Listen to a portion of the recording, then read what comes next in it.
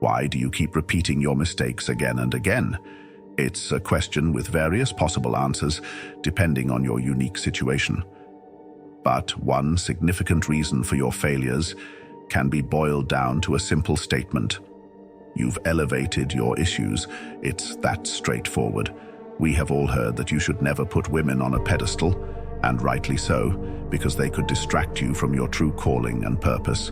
Never place anything on a pedestal, whether it's your finances, your body, your vehicle, or most importantly, your problems. Imagine a guy who can't resist the temptation of grabbing some fast food every time he wraps up his workday. He just can't resist that McDonald's drive-through on his route home. He tells himself, okay, today I won't go to the drive-through. Instead, I will go straight home. Maybe he can stop himself from going there for 1 or 2 days, but a time comes when he eventually gives in to the urge. The issue isn't the craving's overwhelming strength. Instead, the problem is that the guy has glorified it. He concentrates so much on the problem that he barely has time for the solution. The critical element here is focus. Whatever you focus on is the direction you move into. Even if you say to yourself, I won't go to that drive-through, your brain doesn't register the negative words. It picks up the keyword you are focused on, which, in this case, is the drive-through. So, ask yourself, are you focusing on the solution or the problem? Because your focus dictates your path. Your focus is like a steering wheel, and you get to choose which direction it points. Consider this story about a cyclist who highlights the importance of not fixating on obstacles. I started riding in high school with my dad, and then raced for Arizona State University in college. It's one of my favorite ways to stay active and enjoy the outdoors while having some personal reflection time. Road bikes have narrow wheels and slim tires, which means all the bike and rider's weight gets distributed onto 2 small points, where the front and back tires make contact with the road. A piece of glass you run over has an increased chance of puncturing your tire. So, you've got to dodge every little obstacle in your path, or you'll end up spending time fixing a puncture. Early in my cycling journey, I noticed I was constantly running over those pesky rocks.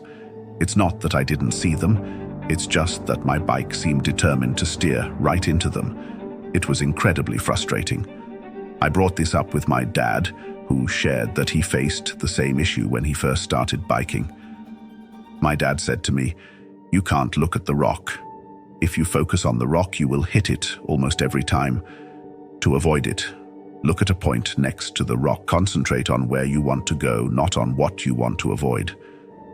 I gave it a shot, and he was spot on. I could navigate around obstacles much more effectively if I focused on a spot 6 inches to the side of them. When I concentrated on the path I aimed to follow, the obstacles passed by without causing any trouble.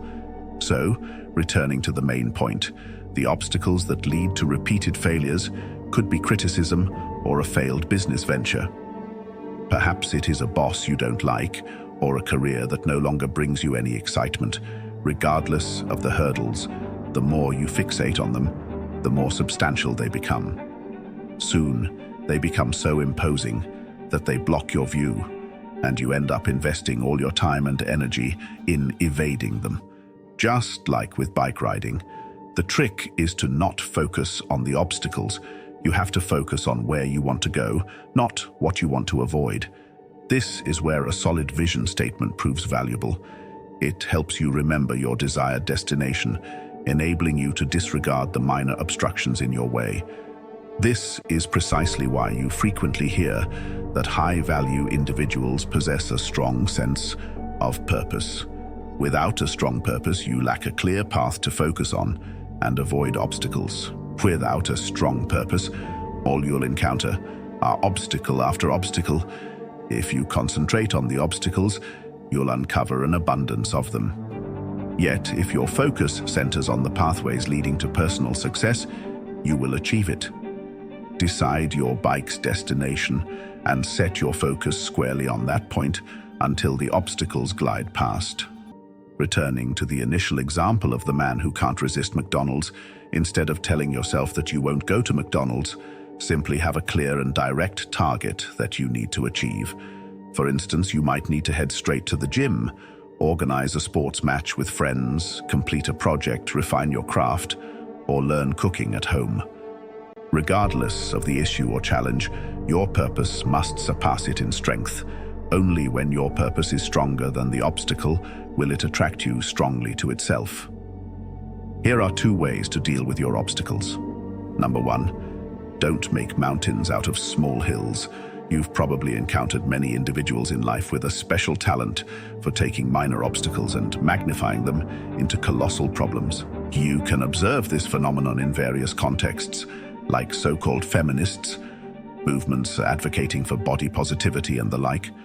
Many problems aren't nearly as substantial as our minds tend to magnify them. The best way to keep them in check is to get out a piece of paper and write down the different aspects of the problem and possible solutions. It is amazing how writing it down can shrink a major problem down into a manageable pebble. Secondly, release your grip on the obstacle. Successful individuals have learned to consistently give their best effort and then let the chips fall where they may. Regardless of how you analyze it, your best remains your best. Your attitude and actions are the only things under your control.